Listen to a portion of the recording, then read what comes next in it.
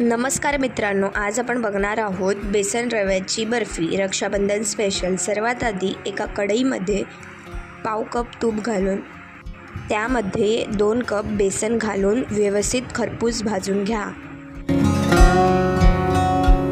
बेसन भाजल्यानंतर त्यामध्ये अर्धा कप रवा घाला व व्यवस्थित भाजून घ्या व थोडे थोडे तूप घालून पुन्हा भाजून घ्या।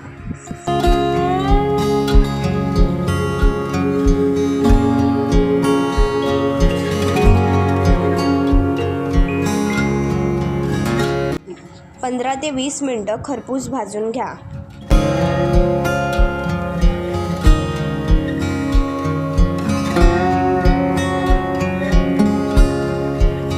भाजल्यानंतर यामध्ये 1 चम्मच वेलची पूड व 1 कप पिठी साखर घाला। वडीचे मिश्रण तयार आहे। एका ताटाला तूप लावून त्यामध्ये हे मिश्रण घालून व्यवस्थित पसरवून घ्या।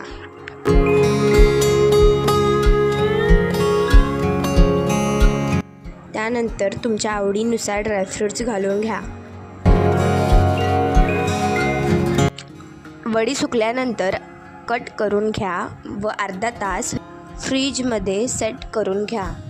अशा प्रकारे स्वादिष्ट, दाणेदार, जिभेवर विरघळणारी बेसन रव्याची बर्फी तयार आहे। रक्षाबंधनच्या दिवशी ही बर्फी नक्की ट्राय करा व कमेंटमध्ये सांगा कशी झाली आहे ते।